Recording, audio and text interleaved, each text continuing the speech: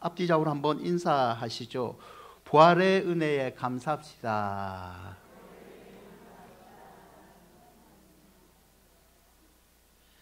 여러분, 플렉스라는 말이 있습니다. 자신이 가지고 있는 부, 그리고 내가 가지고 있는 고가의 제품을 뽐낸다라는 의미이죠.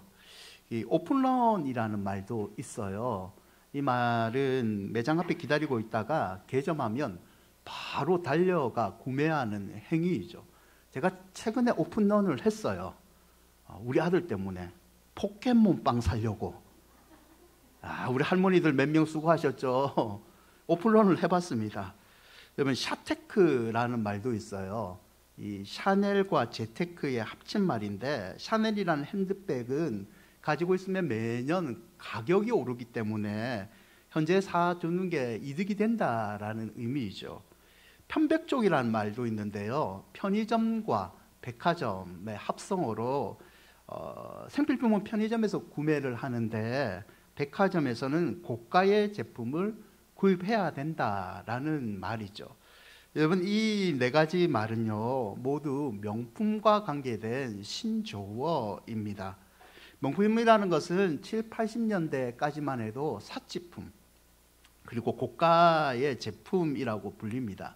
근데 현재는 조금 의미가 바뀌어서요, 그냥 어느 정도 여유가 되면 반드시 가져야 될 그런 물품의 의미로 바뀌고 있어요. 2021년 세계적으로 명품 시장의 규모는 3,500억 달러 정도랍니다. 우리 대한민국은 명품 시장의 규모가 세계 7위에 해당하는 수준인데요, 우리나라의 명품 시장에 오간 돈은 17조억 원 정도 된대요. 여러분, 한 기관에서 이 명품에 대한 소비와 명품에 대한 인식을 조사를 했는데요, 최근 명품을 선호하는 이 현상, 구입의 현상을 주도하는 사람들은 MZ세대라고 불리는 20, 30대가 주로 모든 것을 주도하고 있답니다. 명품을 구입하지 않는 청년들에게 질문을 던졌는데 왜 명품을 사지 않느냐, 필요 없다는 말보다는 65%가 돈이 없어서 못 산다, 내가 금전적 여유가 있으면 이걸 꼭 구입하고 싶다라는 의사를 밝혔죠. 경제적인 능력에 따라 명품을 소비하는 것은요, 건강한 시장 경제, 우린 자유경제 사회니까요, 유지하는 데는 큰 도움이 됩니다. 하지만 무분별한 소비, 그리고 이런 브랜드로 사람을 구별하는 것은 교회가 경계해야 될 문화인 것 같아요.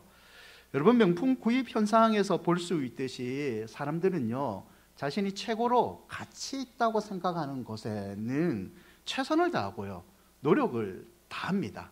그것을 구입하기 위해서, 얻기 위해서 수많은 시간을 투자를 하고 수많은 노력들을 쌓고 있습니다. 하지만 최선을 다하고 노력을 해도 얻지 못하는 것이 있습니다. 해결하지 못한 것이 있죠. 그게 바로 죽음입니다. 죽음과 그 위의 삶은 사람이 아무리 노력해도 해결할 수 없는 문제이죠. 철학자 키에르케고르가 인생을 이렇게 정의를 합니다. 인생은 사형 언도를 받은 죄수들이 깜빵에 갇혀 있다가 한 사람 한 사람씩 교수 형장으로 끌려가는 모습, 그 모습을 바라보다가 자신의 순번을 기다리는 것과 같다. 인생은 그냥 죽음을 향해서 기다리는 그런 삶과 같다라고 얘기를 합니다. 히브리서 9장 27절도 이렇게 얘기하죠. 한 번 죽은 것은 사람에게 정한 것이고 그 후에는 심판이 있으리라. 모든 사람에게는 죽음이 있고 그 죽음 위원회는 모든 사람은 심판을 받게 된다라고 얘기를 하죠. 내가 어떤 권력을 가졌든지, 내가 어떤 부를 쌓았든지, 내 부와 내 권력으로도 이 죽음과 그 위에 관해서는 해결할 수 없다는 거죠. 하지만 성도는 이 문제를 해결함을 받았습니다. 히브리서 9장 28절을 보죠. 그리스도도 많은 사람의 죄를 담당하시려고 단번에 들이신 바 되셨고 구원에 이르게 하기 위하여 죄와 상관없이 자기를 바라는 자들에게 두 번째 나타나시니라.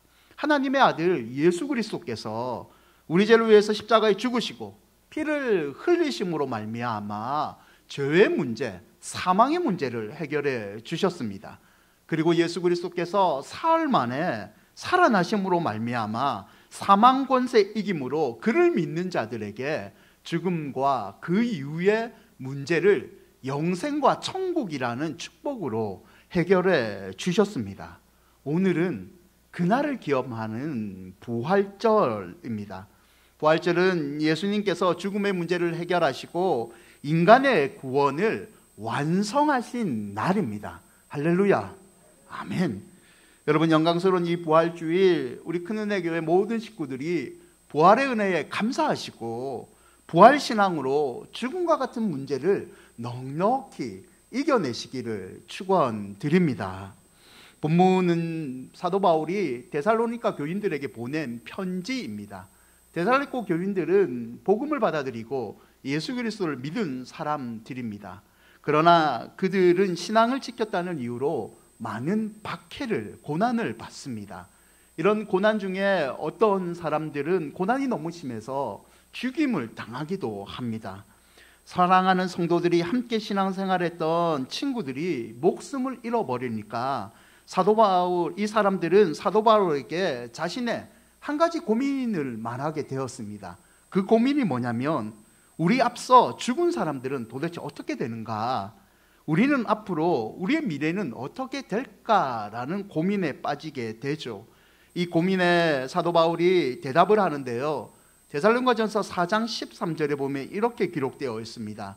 형제들아, 자는 자들, 이미 죽은 자들, 자는 자들에 관하여는 너희가 알지 못함을 우리가 원하지 아니하노니 이는 소망 없는 다른 이와 같이 슬퍼하지 않게 하려 함이라. 죽음에 관해서 너희가 알지 못함을 우리가 원치 않는다. 반드시 알아야 하는 것이 있다로 이제 그 고민의 답을 제시합니다.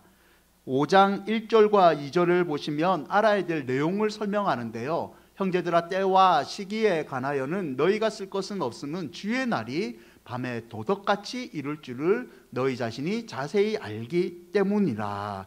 주의 날, 죽음과 그 이유가 다가오는 예수님이 다시 오시는 그 종말의 날에 관해서 너희들은 반드시 알아라 라고 사도 바울은 이야기를 합니다. 주의 날에 몇 가지 특징을 그러면서 언급하는데요, 그 첫 번째 특징은 소리이죠. 4장 16절입니다. 데살로니가 4장 16절 함께 읽어보시죠. 주께서 호령과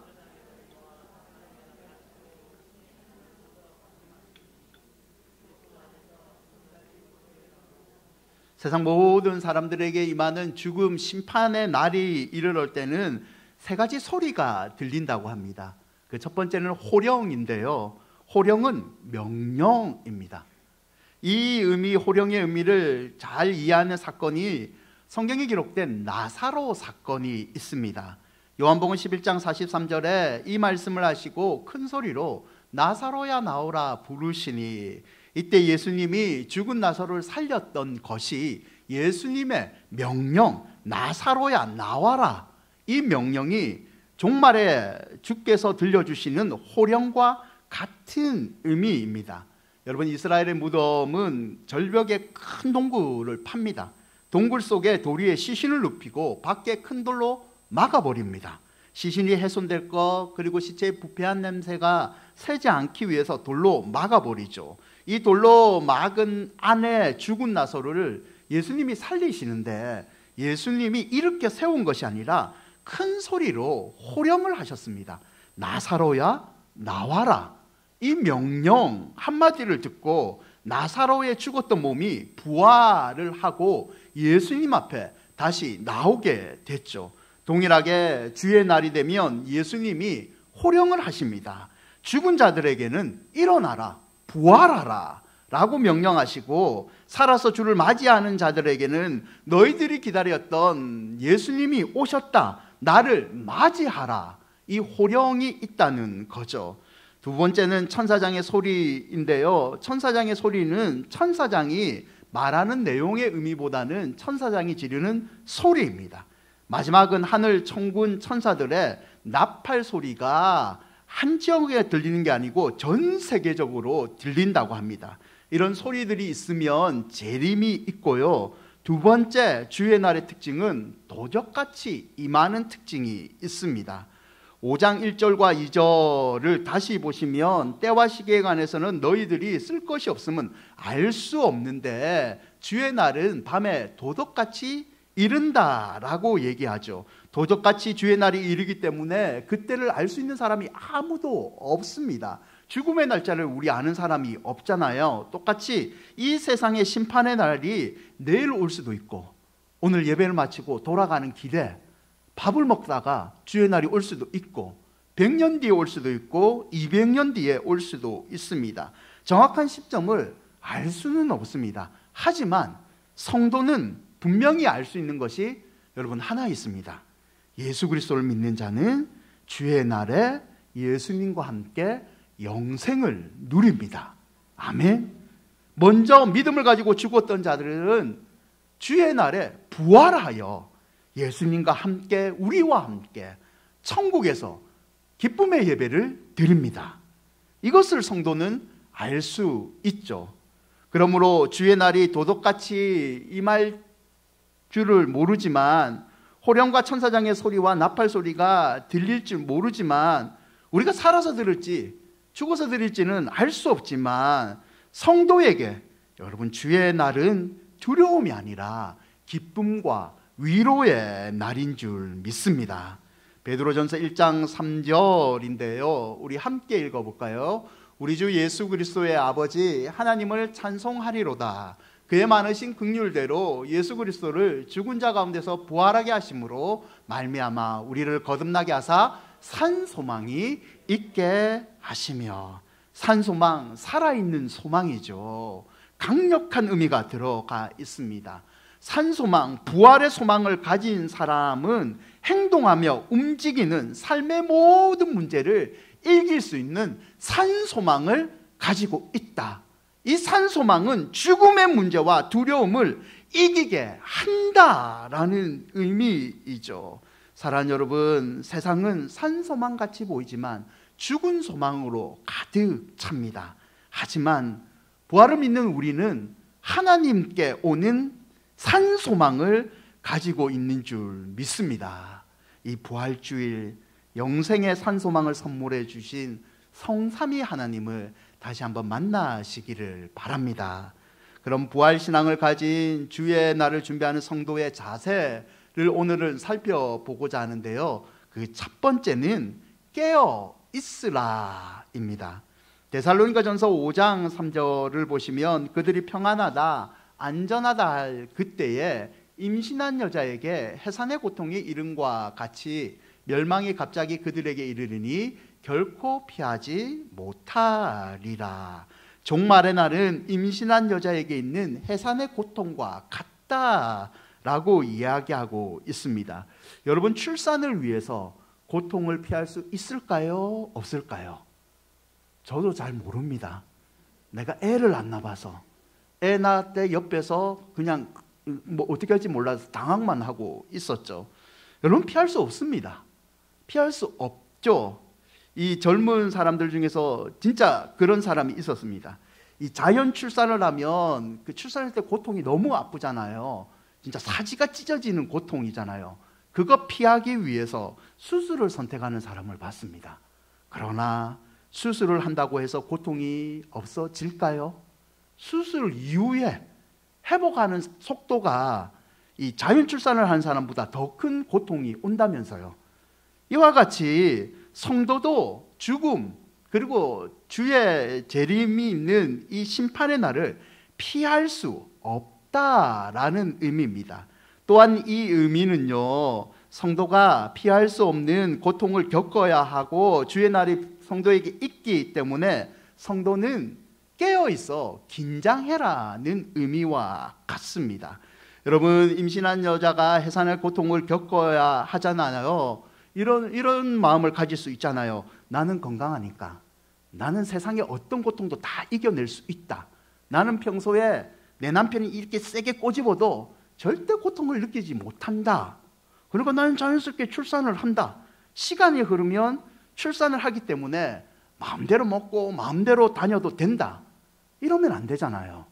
애가 같이 있을 때는 애가 유산될까 봐 조심조심하고 음식도 가려야 되고 운동도 가려서 해야 되고 긴장을 해야 되는 거지 않습니까? 똑같이 성도가 믿음이 있어도 성도는 평안하다, 안전하다, 나는 자연스럽게 주의 날에 부활하여 주님을 맞이한다, 이렇게 그냥 안심해서 사는 삶이 아니라 늘 깨어 긴장하면서 주의 날을 믿음으로 준비해라 라는 의미입니다. 데살로니가전서 5장 6절인데요. 함께 읽어볼까요? 그러므로 우리는 다른 일들과 같이 자지 말고 오직 깨어 정신을 차릴지라. 여러분, 깨어 있다는 것은요, 취하지 말라는 뜻과 같습니다. 어디에? 세상에 취하지 말라. 부활을 믿는다면 이 땅의 삶에 취하지 말고 하늘의 삶에 너희들이 집중해라 는 의미이죠. 이 땅의 세상의 성공을 믿음 가진 사람들도 가질 수 있습니다. 그러나 진짜 믿음을 가진, 부활의 신앙을 가진 사람은 그 세상의 성공에 너무 취해서는 안 된다는 겁니다. 돈을 소유할 수 있습니다. 돈을 많이 벌 수 있습니다. 그러나 돈에 너무 취해서 믿음을 잃어버리면 안 된다라는 의미이죠. 데살로니가전서 5장 8절, 우리는 낮에 속하였으니 정신 차리고 믿음과 사랑의 호신경을 붙이고 구원의 소망의 투구를 쓰자. 제가 이 설교를 준비하면서요, 저는 5장 8절에 이 말에 사실은 주중에 제일 은혜를 받았습니다. 어느 말이냐면 정신 차리고. 내가 정신이 빠졌는지, 부활주일이 고난주간 지나고 부활주일이 돼서 이 정신 차리고라는 이 단어가 제 가슴 속에 들어왔습니다. 부활신앙을 가진 사람으로서 이 코로나는 어려움이 있지만 믿음으로 진짜 정신 차리고 내 신앙을 회복하고 하나님 앞에서 살려고 노력해야 되지 않느냐. 노력해야 되지 않느냐. 상황이 이러니까, 다른 사람들도 다 그러니까 나도 그냥 이렇게 예배 드리도 된다. 여러분, 부활신앙을 가진 사람은 그렇게 살아서는 안 된다는 거죠. 정신을 차리고 믿음과 사랑의 호신경으로 붙이고 구원의 소망의 투구를 쓰자. 정신 차리고 세상 것에 취하지 말고 하늘의 비전을 품고 하나님의 사람답게 늘 그렇게 사는 것이 부활신앙을 가진 사람입니다. 사랑하는 여러분, 낮에 속한 부활 백성이 여러분인 줄 믿습니다. 그러면 부활 백성답게 세상 것에 취하지 마시고 영적으로 정신을 차리시고 하나님의 군사로 사시기를 바랍니다. 두 번째는 감사하는 태도입니다. 부활장으로 불리는 성경의 장 중에 고린도전서 15장이 있습니다. 이 15장 끝부분에 사도 바울이 성도에게 이런 권면을 남기는데요. 고린도전서 15장 57절 우리 함께 한번 읽어볼까요? 우리 주 예수 그리스도로 말미암아 인생은 원래 소망이 없잖아요. 제가 비관론자가 아니고 여러분, 인생의 소망을 내가 기댈 것을 만들지만 여러분 잘 아시잖아요. 내가 기대고 싶은 그것에 내가 발등이 찍히는 경우가 많습니다. 내가 믿었던 사람에게 내가 배신을 당하는 경우도 있잖아요. 그리고 인생은요, 결국에는 절망인 죽음에 이르고 심판을 누구나 다 받게 되어 있습니다. 하지만 예수 그리스도의 이 죽으심과 부활의 십자가가요, 이 문제를 해결해 주셨습니다. 여러분, 십자가는요, 하나님께서 죽음의 절망을 십자가에서 날려버린 겁니다. 우리가 겪어야 될 절망은 십자가에서 하나님이 날려버리셨습니다. 단순히 죽음의 문제뿐만 아니라 나를 괴롭히고 있는 인생의 문제는 다 십자가에서 날려버리신 거죠. 그러면 이 십자가의 은혜를 믿는다는 사람은 그 하나님께 어떻게 해야 됩니까? 베드로전서 1장 3절 우리 주 예수 그리스도의 아버지 하나님을 찬송하리로다. 그의 많으신 긍휼대로 예수 그리스도를 죽은 자 가운데서 부활하게 하심으로 말미암아 우리를 거듭나게 하사 산 소망이 있게 하시며. 십자가의 은혜를 믿고 부활을 믿는 사람은요, 하나님을 찬송해야 됩니다. 어떻게? 매일매일 감사의 찬양을 드려야 될 줄 믿습니다. 여러분, 부활절을 맞이하여 여러분의 입술에 감사가 회복되기를 바랍니다. 불평이 아니라, 원망이 아니라 죽음의 문제를 해결해 주신 하나님께 감사하는 여러분이 되시기를 바랍니다. 마지막 세 번째는 위로하라이죠.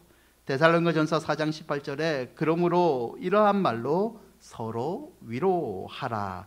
부활은 확실한 역사적인 사실에 기반을 두고 있습니다. 기독교가 믿는 이 부활은요, 사색, 생각으로 만든 것이 아니라 객관적인 사건 위에 세워진 거죠. 이 부활의 사건을 믿으면요, 요동되거나 흔들리지 않는 믿음을 소유할 수 있습니다. 그런데 이 역사적인 사실이며 흔들리지 않는 힘에 기운 부활의 신앙은요, 나 혼자만 아는 것이 아닙니다. 여러분, 죽음의 문제에 관해서 고민하고 있는 데살로니가 성도들에게 사도 바울이 죽음에 관해서 걱정하지 마라, 너희들은 주의 날을 맞이할 수 있는 믿음을 소유한 자이다 말하면서 끝절에 이 4장 18절에 이런 말을 남기잖아요. 이런 말로 서로 위로하라.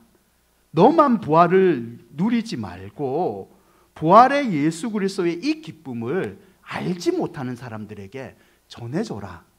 부활의 신앙의 이 기쁨을 너만 알지 말고 죽음과 같은 고난을 당하고 있는 성도들에게 찾아가서 너가 위로해 줘야 된다. 이게 진짜 부활 성도의 모습이라는 거죠. 여러분, 주변에 어떤 집사님이 남편의 문제를 너무 힘들어합니다. 아내의 문제를 너무 힘들어합니다. 자식 때문에 너무 힘들어하고 우울한 마음을 가진 내 딸 때문에 내가 어떻게 할지 몰라서 너무 답답하고 있습니다. 부활의 신앙을 가진 성도가 그런 모습을 알고 있으면요, 그냥 두지 말고 찾아가서 권면을 하는 거죠. 죽음을 이기신, 죽음의 문제를 해결하신 예수님이 집사님의, 친구의 그 고통을 아시고 도와주실 거야. 내가 함께 기도할게. 힘을 내자. 이렇게 서로 위로하는 것이 진짜 부활 신앙을 가진 성도의 모습이라는 거죠. 사랑하는 여러분, 부활 신앙은 살리는 신앙인 줄 믿습니다. 부활 신앙은 예수와 함께 우리가 살아나는 신앙입니다. 이 부활의 살아나는 신앙의 모습을 아신다면요, 아직까지 알지 못하는 사람들에게, 죽음과 같은 고통을 겪고 있는 여러분의 친구들에게 찾아가셔서 위로하시기를 바랍니다. 여러분, 오늘 나가실 때 이걸 줄 겁니다. 달걀. 이거를 드립니다. 부활을 기념하라고. 그리고 여러분, 하나 더 드립니다. 달걀을 너무 좋아하셔서 한 5개 먹으라는 말이 아니고, 여러분, 하나 더 드리는 거는요, 여러분이 생각나는 사람들에게 전해주십시오. 여러분의 태신자들에게 달걀을 주면서, 달걀 그러면 하나 던지고 계란 좋아하지? 많이 먹어. 이렇게 끝내지 마시고 한마디 위로의 말을, 격려의 말을 건네시죠. 코로나 때문에 너무 힘들었지. 이제 우리 좋은 날이 올 거야. 내가 기도할 테니까 우리 힘을 내자, 친구야. 우리 힘을 내자, 딸아. 이렇게 격려의 말을 한번 전하셔서 진짜 부활신앙을 실천하는 위로자가 되시기를 축원드립니다. 여러분, 말씀을 맺고자 합니다. 제가 최근에 읽은 책 중에 마이클 리브스가 적은 떨며 즐거워하다라는 책이 있습니다. 이 책에서 이 저자가 얘기하는 것은, 신앙의 핵심은 하나님을 향한 올바른 두려움을 갖는 것이라고 얘기를 합니다. 여러분, 사람들은 누구나 두려움을 가지고 있잖아요. 성도도 두려움을 가지고 있습니다. 성경에서 이 두려움에 관해서 이야기를 하는데, 어떤 때는 두려워하지 말라라고 하나님이 이야기하실 때가 있는데, 어떤 때는 성경을 보면 두려워하라라고 이야기를 하고 있다는 거죠. 그러면 누구나 가지는 이 두려움을 성도는 어떻게 해야 되는지 마이클 리브스가 떨며 즐거워하다는 책에서 이렇게 답을 합니다. 하나님을 지식적으로 알면 그냥 두려움에 빠져서 산다. 그러나 하나님을 삶에서 아버지와 친밀한 관계를 가지면, 하나님과의 친밀한 관계를 가지면 그 두려움은 두려움이 아니라 즐길 수 있는 두려움이 된다라고 이야기를 합니다. 사랑하는 여러분, 부활을 알기만 하지 마시고 부활을 삶 가운데 체험하는 여러분이 되시기를 바랍니다. 그러면 우리도 다른 사람처럼 가지게 되는 그 두려움이요, 이제는 두려움이 아니라 두려움을 극복하실 하나님 때문에 즐거움으로 바뀌게 될 줄 믿습니다. 요한복음 11장 25절과 26절 함께 읽을까요? 예수께서 이르시되 나는 부활이요 생명이니 나를 믿는 자는 죽어도 살겠고 무릇 살아서 나를 믿는 자는 영원히 죽지 아니하리니 이것을 내가 믿느냐. 부활신앙 가진 사람답게 한 주간도 죽음과 같은 고통에서 이겨내시고 내가 아는 부활을 다른 사람에게 전해주는 위로자의 삶을 사시기를, 세상 속에서 당당하게 승리하시기를 축원드립니다. 우리 찬양하시죠. 살아계신 주.